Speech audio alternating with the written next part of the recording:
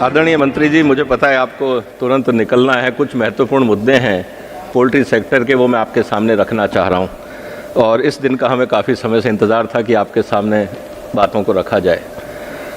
मंत्री जी, जैसा कि हमारे प्रेसिडेंट साहब ने कहा कि पोल्ट्री सेक्टर एक पेरिशेबल सेक्टर है और हर देश में भावनाएं होती हैं, त्यौहार होते हैं, संस्कार होते हैं, हम सब उसका सम्मान करते हैं। लेकिन मेरा निवेदन इतना है कि जब ट्रांसपेरेंसी नहीं होती रूल मेकिंग में, उसका मिसयूज़ करने वाले बहुत खड़े हो जाते हैं।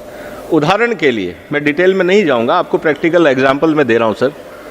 कावड़ यात्रा के समय जहां से यात्रा निकलती है उसके आसपास स्लॉटर नहीं हो, इन भावनाओं का हम सब आदर करते हैं। लेकिन क्योंकि रूल एडवांस में नहीं आता कि कौन सी तारीख से कौन सी तारीख तक ये बैन रहेगा, किसान अपना प्रोडक्शन करता रहता है। अगर उसको एडवांस में पता रहे, लाइक ए कैलेंडर, जैसे आज हमें ड्राई डे का पता होता है कि 2 अक्टूबर को नहीं बिकेगी, या बाकी संस्थाओं में काम ऐसे होता है कि आपका साल भर का कैलेंडर होता है, दिवाली कब होगी, रामनवमी कब होगी, तो लोग उस हिसाब से तैयारी करते हैं। अगर हम कैलेंडर बना दें कि इस तारीख से इस तारीख तक कावड़ यात्रा रहेगी और इन रूटों पर बैन रहेगा, तो क्या होता है कि पुलिस भी इसका मिसयूज ये करती है कि जहां नहीं भी है डंडा दिखा के कहते हैं दुकान बंद करो क्योंकि सरकार का आदेश है, कागज पे कुछ नहीं है, और साथ में ये भी कहती है कि पर्दा लगा के कर लो लेकिन मेरा पैसा मुझे दे दो। तो करप्शन है, हैरेसमेंट है, और जो आपका ऑब्जेक्टिव है वो भी पूरा नहीं हो रहा है। तो हमारा निवेदन है कि जितने त्योहार हिंदुस्तान में हैं और जिस एरिया में है, जैसे हमने सिगरेट के लिए, टोबैको के लिए कानून बनाया कि स्कूल के आसपास 100 मीटर तक नहीं होगा या बाकी जगह नहीं होगा, इसी तरह से पोल्ट्री में जिन त्योहारों पे हम रिस्ट्रिक्शन चाहते हैं और जिस रूट पे रिस्ट्रिक्शन चाहते हैं उसको एडवांस में बता दिया जाए ताकि उस क्षेत्र का किसान अपना प्रोडक्शन प्लानिंग उस हिसाब से कर ले। उससे उनका भी नुकसान नहीं होगा, आपका ऑब्जेक्टिव भी पूरा होगा, समाज में करप्शन और करप्शन भी नहीं होगा। तो एक सबसे इंपॉर्टेंट मुद्दा मेरा आपसे यही है कहने का।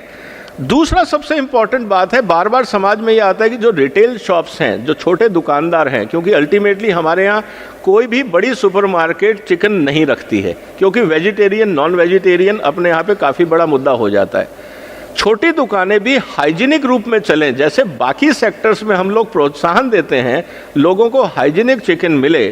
एक तो उनका लाइसेंसिंग ज़रूरी है, नहीं तो हर गली मोहल्ले में नुक्कड़ पे लोग 100 मुर्गी, 5 मुर्गी, 20 मुर्गी रख के स्लॉटरिंग शुरू करते, ना समाज के लिए उचित है, ना सेक्टर के लिए, ना किसी और के लिए।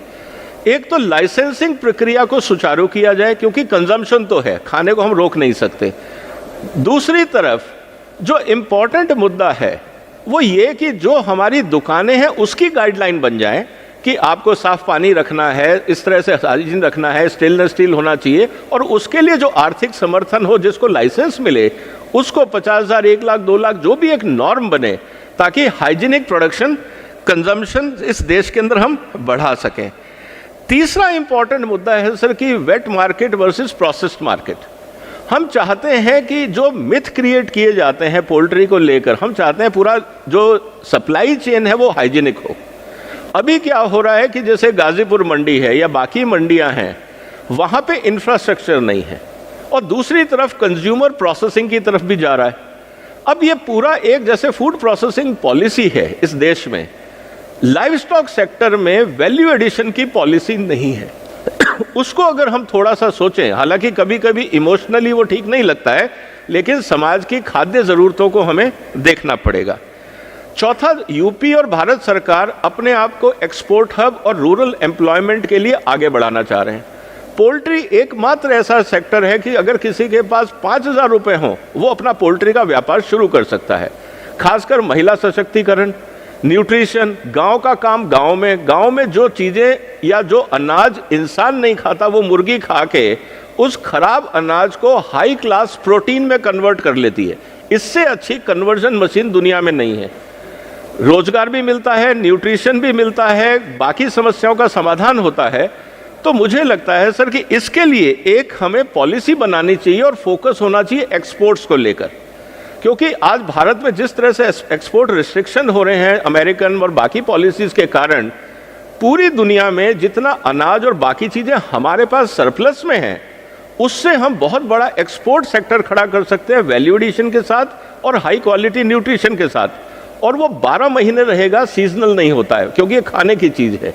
तो एक सतत एक्सपोर्ट ओरिएंटेड फोकस हमारा हो सकता है, इस पे एक पॉलिसी की ज़रूरत है। इसके अलावा जो इम्पॉर्टेंट चीज़ है, हमारे यहाँ पे बहुत सारे यूथ हैं, वो ये देख रहे हैं कि हम क्या रोज़गार करें। अब पोल्ट्री एक बायोलॉजिकल सिस्टम है, मजदूर या मिस्त्री है, ईंटें जोड़ना है, उसको भी हम स्किल देते हैं, लेकिन पशुओं को कैसे रखा जाए, खासकर पोल्ट्री जो एक सेंसिटिव बर्ड है उसको कैसे रखा जाए। हमारी जो वेटनरी कॉलेजेस हैं वहाँ पे स्किल डेवलपमेंट के प्रोग्राम्स को इंट्रोड्यूस किया जाए ताकि हाइजीनिक वे में और प्रोफेशनल वे में हम अच्छी मुर्गियों को तैयार करें जो एक्सपोर्ट ओरिएंटेड हों। इसके अलावा जो इम्पोर्टेंट चीज़ है सर कि हमारे यहाँ प्रोडक्टिविटी को लेकर आज हम चाह रहे हैं कि अनाज में गेहूं और चावल से हम हटें क्योंकि हमारे यहाँ सरप्लस है। दूसरी तरफ जो सबसे प्रॉफिटेबल सेक्टर है अनाज में वो है मक्का। इसका फ़ायदा हमने बिहार में भी देखा, बाकी देशों में भी देखा। जहाँ जहाँ पे हम डाइवर्सिफिकेशन चाह रहे हैं मक्के में, मतलब कि धान में और गेहूं में, वहाँ पे हाई क्वालिटी बीज इंट्रोड्यूस करके मक्के का डेमोन्स्ट्रेशन फार्म लगवाना चाहिए केवीके के माध्यम से, और हमारे पास हर जगह केवीके हैं। जैसे ही किसान उसकी प्रोडक्टिविटी और प्रॉफिटेबिलिटी देखेगा अपने आप डाइवर्ट होगा, और उसी गांव के अंदर मुर्गी पालक है तो उसको कहीं बाहर नहीं जाना है अनाज बेचने। एक तरफ मुर्गी पालन हो रहा है, दूसरी तरफ मक्के का उत्पादन हो रहा है, बाजार वहीं खड़ा हो रहा है, रोजगार वहीं खड़ा हो रहा है, और वहां से रॉ मटेरियल अब गांव से नहीं जा रहा है। जो 25 रुपए किलो का मक्का है वो 150 रुपए का प्रोडक्ट बन के गाँव से निकल रहा है। तो गाँव की समृद्धि, रोजगार, पर्यावरण, हर बात का हम ध्यान रख पा रहे हैं, ये हमारे लिए बहुत अच्छी बात होगी। और केवीकेस हमारे पास हैं, हम कर सकते हैं। दो चीज़ें मैं कहना चाहूँगा आखिर में। महाराष्ट्र ने अभी पॉलिसी के तहत पोल्ट्री को एग्रीकल्चर डिक्लेयर किया है। हमारा निवेदन ये है कि यूपी और केंद्र सरकार दोनों इस पॉलिसी की स्टडी कर लें, महाराष्ट्र की, और हो सके तो वो नीति हम पूरे देश में अगर लागू कर सकें तो वो बहुत अच्छा होगा, क्योंकि रोजगार की संभावनाएं बहुत बढ़ जाएंगी और वो हम कर सकते हैं। और आखिरी निवेदन मेरा ये है सर कि कंज्यूमर अवेयरनेस, क्योंकि बहुत सारे सोशल मीडिया पे गलत जानकारियां आती हैं। कस्टमर को एड्रेस करने के लिए हमारा निवेदन ये है कि जो आपकी यूनिवर्सिटीज़ हैं उनको ये निवेदन किया जाए कि अपनी अपनी यूनिवर्सिटीज़ के पोर्टल्स पे जो भी गलत जानकारी आती है लाइव स्टॉक प्रोडक्ट के बारे में, अंडे के बारे में, बाकी चीज़ों के बारे में, उसके बारे में लोकल लैंग्वेजेस में सही जानकारी क्या है वो वहाँ हो, ताकि कभी भी मिथ हो, चाहे मीडिया उसको प्रसारित कर रहा हो, हम उसको कह सकते हैं कि आप यूनिवर्सिटी की वेबसाइट पे जाइए, सही जानकारी आपको वहाँ मिल जाएगी, ताकि किसी तरह का समाज में कन्फ्यूजन नहीं रहे जो डेवलपमेंट में बाधक हो रहा है। और आखिरी निवेदन सर, इनोवेशन और रिसर्च। जब हम दुनिया से कॉम्पीट करना चाह रहे हैं तो हमें रिसर्च और इनोवेशन पे काम करना होगा ताकि वो वैल्यू एडिशन की बात कर सके और बाकी चीज़ों पे हम